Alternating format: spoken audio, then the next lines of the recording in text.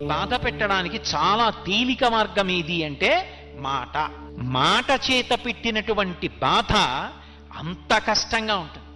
అందులో మీరు ఎవరి విషయంలో మాట్లాడుతున్నారు అన్నదాన్ని బట్టి ఆ పాపం విపరీతంగా పెరిగిపోతుంది. నేను మీతో ఒక మాట చెప్పాలి అంటే, సాధారణంగా మనం చేసినటువంటి హింస వల్ల పాపాన్ని మూట కట్టుకుంటాడు. అది ఒక కోణంలో ఉంటుంది. తాను చెయ్యకూడని పని ఒకటి చేశాడు అనుకోండి, ఒక ప్రాణిని బాధ పెట్టాడు. ఓ కుక్క అలా వెళ్ళిపోతుంది, నా చేతిలో కర్ర ఉంది, నా చేతిలో కర్ర ఉంది కదా అని అలా వెళ్ళిపోతున్న కుక్క మీదకి విసిరితే దాని కాలు విరిగింది అనుకోండి.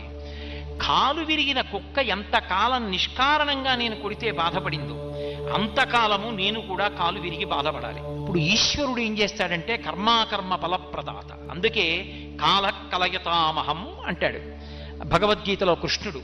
నువ్వు జీవుడిగా ఎప్పుడు ఏం చేశావో నాకు తెలుసు, కాలమునందు లెక్క కట్టి ఫలితాన్ని ఇస్తానంటాడు. కాలోహి బలవాన్ కర్త సతతం సుఖ దుఃఖయోహో నరాణం పరతంత్రాణం పుణ్య పాపానుయోగత అంటాడు దేవీ భాగవతంలో వ్యాస భగవానుడు.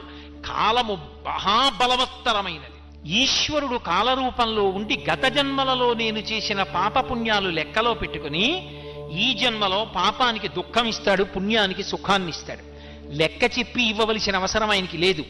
చాటు నుండి ఫలితాన్ని ఇస్తాడు. చెట్టు చాటు నుండి రాముడు వాలికి ఫలితాన్ని ఇచ్చినాడు. ఆయన ఎదురుగుండా వచ్చి కోటేశ్వరరావు ఫలానా జన్మలో ఫలానా పేరుతో ఉన్నప్పుడు కుక్కని కొట్టావాయ్, అందుకని ఆ ఫలితాన్ని వాళ్ళకి ఇస్తున్నానోయ్, 11 గంటలకి నీ మోకాలు మీద కూడా దెబ్బ తగులుతుందోయ్, మోకాలు మీద నొప్పి 3 రోజులు ఉంటుందోయ్, అప్పుడు కుక్కకు 3 రోజులు ఉందోయ్, ఆయన నాకు చెప్పక్కర్లా, మోకాల్ని పెట్టేట్టు చేస్తాడంతే. అది ఈశ్వరుడు అంతే. ఆయన శాసకుడు, ఒకడికి చెప్పవలసిన అవసరం ఆయనకు ఉండదు.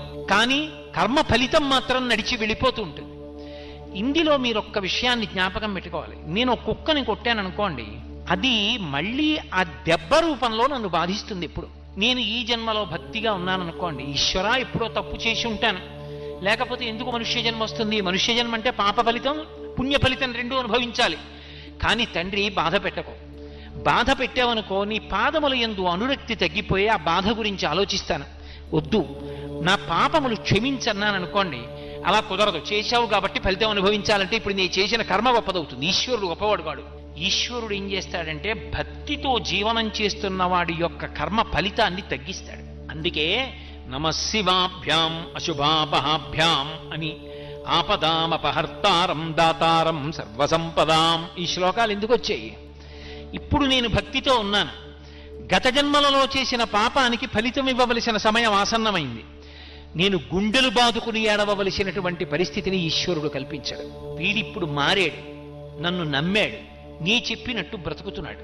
కాబట్టి వీడి కష్టాన్ని తగ్గిస్తానని పాము కరవవలసిన వాణ్ణి చీమతో కరిపించి విడిచిపెట్టాడు. అది ఆయన శక్తి, ఆయన ఈశ్వరుడు.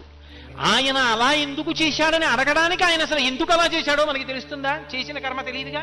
నాకే తెలియనప్పుడు ఇంకొకరికి ఎలా తెలుస్తుంది అడగడానికి? అది ఈశ్వరత్వం అంటే. కాబట్టి ఒక్కొక్క తప్పు పాపాన్ని మాత్రమే ఇస్తుంది. మహాభక్తులైనటువంటి వారి జోలికి వెళ్ళారనుకోండి, అది ఎంత ప్రమాదాన్ని తీసుకొచ్చేస్తుందంటే యుక్తాయుక్త విచక్షణ లేకుండా, శాస్త్రం మీద సరి అయిన అవగాహన లేకుండా, విషయం గురించి సక్రమంగా తెలుసుకోకుండా కేవలము అవతల వారిని బాధ పెట్టడానికి తెంపరితనంతో ప్రవర్తిస్తే భగవంతుడు ఏం చేస్తాడంటే అవతారంగా కిందకొచ్చేస్తాడు. అవతారము అన్న మాటకు అర్థం ఏంటో తెలుసా? తార అంటే ఎక్కడో ఉండడం, తారస్థాయిలో పాడాడంటారు. అవతార వ్యతిరేక పదం. మాంసనేత్రంతో చూడడానికి యోగ్యంగా కిందకొస్తాడు. ఏదో చక్షుతో అన్నాను అనుకోండి, అందరికి అర్థం కాదు. మాంసనేత్రము ఏం బెగబెట్టి గుండెలు బాదుకోక్కర్లేదు, అర్థం అవడానికి ఆ మాటే వాడాలి. మాంసనేత్రంతో చూడడానికి యోగ్యంగా కిందకి దిగి వస్తాడు ఆయన. ఇప్పుడు ఎందుకు వస్తాడో తెలుసా? అసలు ఆయన అలా రావడానికి కారణం ఏమిటో తెలుసా? ఆయనే చెప్పుకున్నాడు, పరిత్రాణాయ సాధూనాం, పరమ భాగవతోత్తములైన వారిని రక్షించడానికి వస్తాను. అలాగా వినాశాయ చ దుష్కృతాం, ఆ వాళ్ళని బాధ పెట్టిన వాళ్ళని చీల్చి చెండాడడానికి ఓ రూపంతో కిందకు వచ్చేస్తాను. అంటే ఈశ్వరుడు కూడా ఉద్వేగం పొందేది ఎప్పుడు అంటే భాగవతుల జోలికి నువ్వు వెళ్ళావా, ఆ హింస కట్టి కుడిపేస్తుంది, ఈశ్వరుణ్ణి దింపేస్తుంది భూమి మీదకి. అంత క్రోధానికి కారణమవుతుంది. అది సామాన్యమైన దోషం కాదు. అందుకే ఎప్పుడైనా సరే భగవంతుణ్ణి నమ్ముకున్న భక్తుల జోలికి వెళ్ళేటప్పుడు 1కి 10 మార్లు ఆలోచించుకుని వెళ్ళు అని చెప్తారు. మారీచుడు రామాయణంలో రావణాసురుడితో మాట్లాడుతూ అంటాడు, సీతాపహరణం చెయ్యి, సీతాపహరణం చెయ్యి అన్నాడు. అంటే మారీచుడు అన్నాడు, ఏమిటో సీతమ్మను అపహరించి తెమ్మంటున్నావు, అంత తేలికనుకుంటున్నావు, ఆ దోషం ఉట్టినే పోతుంది అనుకుంటున్నావా? సీతమ్మను అపహరించి తెస్తే రాముడు కనపడకపోతే, సీతమ్మ ఏడిస్తే, సీతమ్మ కన్నుల వెంట నీటి చుక్క పడితే రావణా నువ్వు ఒక్కడివే చచ్చిపోతాననుకుంటున్నావేమో. వెతికి వెతికి వేటాడేస్తాడు రాముడు. కళత్రాణి చ సౌమ్యాని మిత్రవర్గం స్థైవచ యదీచ్ఛసి చిరంభోక్తమ్మ కృధారామ విప్రియం. ధర్మాన్ని నమ్ముకున్న రాముడి జోలికి వెళ్ళవద్దు. రామో విగ్రహవాన్ ధర్మ సాధు సత్యపరక్రమ. మారీచుడు చెప్పాడు ఈ మాట, రాముడు రాశీభూతమైన ధర్మము అని. రాశీభూతమైన ధర్మమైన రాముడి జోలికి వెళ్ళావా, కట్టి కుడిపేస్తుంది. అది అలా ఇలా కుడపదు, నిన్నొక్కడనే బాధ పెడుతుంది అనుకుంటున్నావేమో. అది మళ్ళీ నీకు ఫలితంగా ఇవ్వడం మొదలుపెట్టిన నాడు తెలుస్తుంది. కళత్రాణి చ సౌమ్యాని మిత్రవర్గం స్థైవచ. భార్యలు, బిడ్డలు, నిన్ను నమ్ముకున్న సైనికులు, నీ ఆస్తి, నీ ఐశ్వర్యం, నీ కాంచన లంక సర్వము నశించిపోతాయి. నువ్వు అలా నిలబడి ఉండగా ఒక్కొక్క తల తరిగేస్తాడు రాముడు. ఒక్కొక్క తల తరుగుతూ ఉంటే దేవతలందరూ వచ్చి పైన నిలబడతారు. నిలబడి శభాషని సంతోషిస్తారు. చచ్చాడు రా పాపాత్ముడు అంటారు. ఆ రోజు తెచ్చుకోకు, రాముడి జోలికి వెళ్ళకు. సాధు పుంగవుల జోలికి వెడితే, ధర్మాత్ముల జోలికి వెడితే, వాళ్ళు బాధపడితే ఒకడితో విడిచిపెట్టదు, వాడితో ఉన్న వాళ్లతో కలిపి కాల్చేస్తుంది. వెళ్ళవద్దు, బాధ పెట్టవద్దు. ఆ హింస పరమ ప్రమాదకరము. అది హాస్యానికి కాని, కేవలముగా ఏమైందిలే అని కాని అంతంత సాహసాలు చెయ్యవద్దు. అవి చాలా ప్రమాదకరమైన సాహసాలు అని హింస విషయంలో శాస్త్రం హెచ్చరిక చేస్తుంది. అందుకే భాగవతంలో దేవతలందరూ ప్రార్థన చేస్తే శ్రీ మహావిష్ణువు మాట్లాడతారు. ప్రహ్లాదోపాఖ్యానంలో మాట్లాడుతూ ఆయన ఒక మాట అంటారు, శుద్ధ సాధులందు సురలందు, శుద్ధ సాధులందు సురలందు శృతులందు గోవులందు విప్రకోటియందు ధర్మ పదవియందు తవిలినాయందు వాడెన్నడలుగు నాడు హింస పొందు అన్నాడు. ఇదే మాట వాడాడు ఆయన, హింస పొందు అన్నాడు. అల్లా ఇల్లా ఉండదు నేను పెట్టే బాధ. ఎంత కాలానికి నేను పెట్టిన బాధ గుర్తు తెచ్చుకొని మిగిలిన వాళ్ళు ఉలిక్కి పడతారు. అమ్మ బాబోయ్ అంటారు, వినడానికి చదవడానికి భయపడతారు, అలా చంపుతారు. అందుకే ప్రహ్లాదుడి జోలికి వెడితే హిరణ్యకశిప సంహారం మామూలుగా చేశాడా? మామూలుగా చేయలేదు. అవతల బ్రహ్మగారికి ఇచ్చిన మాట నిలబెట్టి తొడవ మీద పడుకోబెట్టి గోళ్లతో కడుపు చీల్చేశాడు, గుండెలు బద్దలు కొట్టేశాడు, నెత్తురు తాగేశాడు. ఎందుకు ఆవేశం? నరసింహావతారం గురించి జరిగితే ఎందుకు ఉలిక్కి పడతారు? పరమ భాగవతోత్తముడైన ప్రహ్లాదుడి జోలికి వెళ్ళాడు. అందుకే ఆయన చెప్పాడు, నేను ఎప్పుడు విపరీతమైన కష్టాలిస్తానో తెలుసా? శుద్ధ సాధులం, నన్ను నమ్ముకుని బ్రతుకుతున్నవాడి జోలికెడితే. శుద్ధ సాధులందు సురలందు, దేవతల జోలికెళ్ళి అదే పనిగా దేవతల్ని నింద చేస్తే. శుద్ధ సాధులందు సురలందు శృతులందు, వేదాన్ని నింద చేస్తే. శుద్ధ సాధులందు సురలందు శృతులందు గోవులందు, గోవుని హింస పెట్టినా, గోవుని సంహరించినా, గోవుని కొట్టినా, గోవుని బాధ పెట్టినా. విప్రకోటియందు, వేదం చదువుకుని భగవంతుణ్ణి నమ్ముకుని పరమ భక్తితో జీవనం చేస్తున్న వాళ్ళ జోలికి వెడితే, అటువంటి బ్రాహ్మణులను చెనకితి. విప్రకోటియందు, ధర్మ పదవియందు, ధర్మం జోలికెళ్ళి ధర్మాన్ని పాడు చేస్తే. తవిలి నాయందు, చిట్ట చివరికి నన్ని ధిక్కరిస్తే. తవిలి నాయందు, వాడెన్నడలుగు నాడు హింస పొందు. వాడు ఎప్పుడు వాటి జోలికెళ్ళి పాడు చేస్తాడో ఆనాడు వాడు హింస పొందుతాడు. అంటే విడిచిపెట్టడం అన్న మాట ఉండదు. వాడు పడిన కష్టాలు జ్ఞాపకం తెచ్చుకొని మిగిలిన వాళ్ళు ఒళ్ళు దగ్గర పెట్టుకునేటట్టు చేస్తాను. తస్మాత్ జాగ్రత్త అన్నాడు. అందుకే హింస చెయ్యడం అనేటటువంటిదే పరమ ప్రమాదకరం. ఆ హింస పెద్దలైనటువంటి వారు, పరమ భాగవతోత్తములైనటువంటి వారి జోలికి వెళ్ళేటప్పుడు 1కి 10 మార్లు ఆలోచించి వెళ్ళాలి. లేకపోతే అక్కరలేనటువంటి కష్టాలన్నీ వస్తాయి. అక్కడతో పోదు. శాస్త్రం చెప్పిన మాట ఏమిటో తెలుసా? ఎవడు పరమ భక్తుడైనటువంటి వాడి జోలికి వెళ్ళి వేటాడతాడు. వేటాడడం అంటే అదే పనిగా ప్రయత్నించడం, ఆయన్ని బాధ పెట్టడానికి. ఆ పాపాన్ని ఈశ్వరుడు లెక్కలో పెట్టుకుంటే నేను ఎన్ని ఫలితాలు ఇస్తానని చెప్పాడో తెలుసా? అలా చేస్తే ఇదే మాటలు వాడారండి పోతన గారు భాగవతంలో.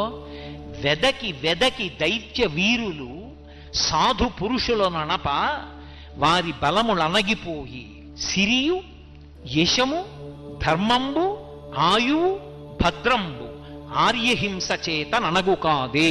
ఇది భాగవతం యొక్క తీర్పు. ఆర్యహింస, ఆర్యులు అంటే భగవంతుణ్ణి నమ్ముకుని బ్రతుకుతున్నవాళ్ళు. వాడు అమాయకుళ్ళ చేతకాని వాళ్ళ కనిపించాడని నువ్వు భక్తుల జోలికి వెడితే ఎన్ని ఇస్తానని చెప్పాడో తెలుసా? వెళ్ళావు కాబట్టి నీకు తెలియదు, నీ బలం అణిగిపోవడం ప్రారంభమైపోతుంది. వెదకి వెదకి దైత్యవీరులు సాధువుల ననపా వారి బలములు అణగిపోయి, ఆ వాళ్ళని బాధ పెట్టాననుకుంటున్నావు, నీ బలం అణిగిపోతుంది. 2, యశము, కీర్తి నశించిపోతుంది. ధనము క్రమక్రమంగా కలిసి రావడం పోయి ఐశ్వర్యం మధ్య పతనమైపోతుంది. అందుకే సిరియు, దానితో పాటు యశము, ధర్మము, ఆ బుద్ధి వ్యగ్రతని పొందేస్తే ధర్మం పోతుంది మనిషిలో. ధర్మము, ఆయుర్దాయం క్షీణించిపోతుంది. భాగవతుల జోలికి వెళ్ళాడు కాబట్టి. స్వర్గము, ఉత్తమ లోకాల్ని పొందడు, శరీరం పడిపోయిన తర్వాత పాపకూపంలో పడిపోతాడు. స్వర్గము, వీటిపోవు, ఇవన్నీ కూడా నశించిపోతాయి. ఎందుచేత? ఆర్యహింస చేత ననగు కాదే. ఆర్యుల జోలికి వెళ్ళి పెద్దలైనటువంటి వారిని బాధ పెడితే ఆ బాధ కారణంగా అన్ని ఉపద్రవాలు వస్తాయి. అందుకే హింస అన్న మాటని అన్వయం చేసుకునేటప్పుడు నీ వలన హింస జరుగుతోందా అని ఆలోచించుకున్నప్పుడు పొరపాటున కూడా భగవంతుణ్ణి నమ్ముకున్న భక్తుల జోలికి వెళ్ళవద్దు. ఆయన పైకి ఎలా కనపడనివ్వండి, కేవలం ఆయన భజన చేసుకునేవాడు కానివ్వండి. ఆయన మహావిద్వాంసుడా, శాస్త్రం తెలిసిన్నవాడా, ఇవి కాదు. ఆయన భగవంతుణ్ణి నమ్ముకుని ఎప్పుడూ భగవన్నామాన్ని భజన చేసుకుంటూ కూర్చుంటాడంతే. తొందరపడి ఆయన మీద పరిహాసమాడడం, తొందరపడి ఆయన మనసు ఖేదపడేటట్టుగా ప్రవర్తించడం చెయ్యవద్దు. ఎందుచేత? ఎలా ఉన్నాడన్న దాన్ని బట్టి కాదు, ఆయన భగవంతుణ్ణి నమ్ముకుని ఉన్నాడు. వెళ్లకుండా ఉండు, అదే నీ జీవితానికి మంచిది. కాబట్టి ఆర్యహింస చేత ననగు కాదే. ఇది భాగవతంలో హింసకి సంబంధించినటువంటి విషయం మీద చెప్పినటువంటి పరమాద్భుతమైనటువంటి తీర్పు. అయితే మీరు నన్ను ఒక ప్రశ్న ఇయ్యొచ్చు, ఏమండి అయితే భగవద్భక్తులైనటువంటి వారి జోలికి వెళ్ళినంత మాత్రం చేతనే ఇటువంటి ఉపద్రవాలు వస్తాయా అంటే, సామాన్యంగా ఎవరి జోలికి వెళ్ళినా కూడా పాపం మూట కట్టుకుంటాడు. భాగవతుల జోలికి వెళ్ళడం మరింత ప్రమాదకరం. ఏదో బ్యాటరీ లైట్లో 3 బ్యాటరీలు ఉండగా చేయి పెడితే చురుక్కుమనడానికి, ఇంట్లో కరెంటు ఉండగా ఫ్యూజులో చేయి పెడితే ధన్మని షాక్ కొట్టడానికి, ట్రాన్స్ఫార్మర్ మీద ఎక్కి ముట్టుకుంటే షాక్ కొట్టడానికి తేడాలు ఉండవండి. 3 షాకులు ఒకలా ఉంటాయా? దేని శక్తి దాందే విద్యుద్ఘాతంలో. కాబట్టి ఏదైనా పొరపాటే, నువ్వు అలా ముట్టుకోకూడదు. కానీ కోరి ట్రాన్స్ఫార్మర్లు ఎందుకు ముట్టుకుంటావు?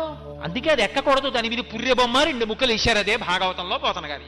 వెళ్లకు దాని జోలికి, పరమ ప్రమాదం ఒక జన్మతో పోదు, కొన్ని జన్మలు కట్టి కుడుపుతుంది. ఎందుకురా నీకు? దాని జోలికి వెళ్లకు, అటువంటి హింస చెయ్యవద్దు అన్నారు. ఇది సాధు పురుషుల విషయంలో ఎంత అన్వయమవుతుందో సాధు జంతువుల విషయంలో కూడా అంతే అన్వయమవుతుంది. అది విచిత్రం.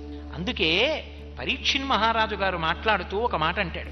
ఆయన కలిపురుషుడి దగ్గర మాట్లాడుతున్నప్పుడు భూదేవి వంక తిరిగి ఒక మాట అన్నాడు. అమ్మా, సాధువులకు జంతువులను బాధించడి కలుల భంజింపని రాజాధము ఆయు స్వర్గము శ్రీ ధనము వీటిపోవు సిద్ధము తల్లి అన్నాడు. ఎక్కడైనా సరే అమ్మా, రాజైనటువంటి వాడి యొక్క ప్రధాన లక్షణం ఏమిటో తెలుసా? సాధువులకు జంతువులకు. సాధువులైన జంతువులు అన్న మాటకు అర్థం ఏమిటో పోతన గారే చెప్పారు భాగవతంలో. ఏదో వాహినులైన వాహినులందు జలంబు త్రావి అంటారు.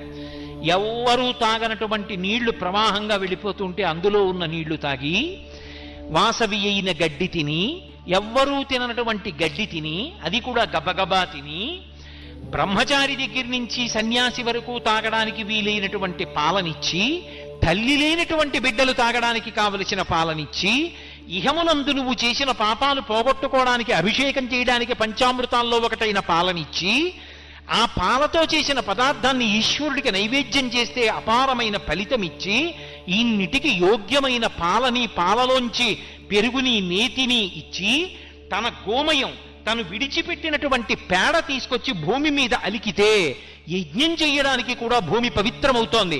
అటువంటి పేడని ఇస్తూ పంచగవ్యములలో ఒకటైనటువంటి మూత్రాన్ని ఇస్తూ నీకు అక్కర్లేని గడ్డిని నువ్వు తాగని నీటిని తాగి నీకు ఇహమునందు పరమునందు పనికొచ్చేటటువంటి ఇన్నిటిని ఇస్తున్నటువంటి పరమ సాధుమూర్తి అయినటువంటి గోవుని బాధ పెడితే దాని అర్థం సాధువులకు జంతువులకు అంత మనకక్కర్లేనివి పుచ్చుకొని మనకి ఇహము పరము ఇన్నిటిని కల్పించగలిగినటువంటి అద్భుతమైన పదార్థములను ఇవ్వగలిగినటువంటి జంతువులను బాధ పెడితే నిష్కారణంగా ఈశ్వరుడు అంగీకరించాడు. అందుకే రాజు ప్రధాన కర్తవ్యమేది అంటే అటువంటి జంతువుల జోలికి ఎవరెళ్ళారో వాళ్ళని భంజించాలని చెప్పారు భాగవతం. వాళ్ళని వెంటనే అలా బాధ పెట్టకుండా నిగ్రహించాలి. అలా చేయకపోతే నేనంటలేదు, పోతన గారు అంటున్నారు భాగవతంలో, వ్యాసుల వారు చెప్పిన మాట చెప్తున్నారు. సాధువులకు జంతువులను బాధించడి కలుల భంజింపని రాజాధము ఆయువు ధనము స్వర్గము శ్రీ వీటిపోవు సిద్ధము తల్లి. అమ్మా, ఎప్పుడైనా సరే సాధువులైన జంతువుల్ని బాధ పెట్టేటటువంటి కలులను భంజింపనటువంటి పరిపాలకుడు ఎవరుంటాడో అటువంటి వాడి యొక్క ఆయుర్దాయము నశించిపోతుంది, అటువంటి వాడి యొక్క ఐశ్వర్యము పతనమైపోతుంది, అటువంటి వాడికి శరీరం పడిపోయిన తర్వాత ఊర్ధ్వలోకవాసం ఇవ్వరు. అందుకేనమ్మా లోకంలో దుష్టజన నిగ్రహంబును శిష్టజనానుగ్రహంబును నృపులకు స్రష్ట విధించెనని పురాణ ద్రష్టలు చెప్పెదరు. ఇది సత్యము తల్లి అంటాడు. ఒక రాజు ఏం చెయ్యాలి అంటే దుష్టులైనటువంటి వారిని భంజించాలి, సాధు పురుషులైనటువంటి వారిని రక్షించాలి. దుష్టులను భంజించి శిష్టులను రక్షించకపోతే ఆ రాజు అని పేరు తెచ్చుకోలేడు. ఆయన భగవంతుని చేత అనుగ్రహింపబడడం. అందుకే హింస అన్న మాటలో ప్రభువు దగ్గర నుంచి సామాన్యుడి వరకు కర్తవ్యతానిష్టతో చూసుకోవలసినటువంటి అవసరం ఉంటుంది. ఇది నేను చెయ్యాలా చేయకూడదా పరమ జాగ్రత్తగా చూడాలి. నిష్కారణంగా మాటలతో బాధ పెట్టడం అలవాటు చేసుకున్నాడు అనుకోండి, దానికి బాధ పెట్టడమే ప్రయోజనం తప్పించి అందులో ఏదో శాస్త్రం చెప్పడమో లేకపోతే ఏదో మంచి విషయాన్ని మాట్లాడడమో అది కాదు. కేవలం అవతల వారిని బాధ పెట్టడమే ప్రయోజనంగా బాధ పెట్టాడనుకోండి తన మాట చేత, అది పరమ ప్రమాదకరమైనటువంటి విషయం. అటువంటి పనులు చెయ్యకూడదు. చెయ్యకుండా ఎప్పుడూ కూడా వాక్కుని నిగ్రహించుకోవాలి. అందుకే ఆ వాక్కు మీద అటువంటి నిగ్రహ శక్తి లేనివాడు ఎవరుంటాడో వాడి మాట వలన ఎంతమంది బాధపడతారో అటువంటి వారిని పరమేశ్వరుడు కూడా శిక్షిస్తాడు. మీరు అందుకే చూడండి, మనస్సుని బాధ పెట్టడానికి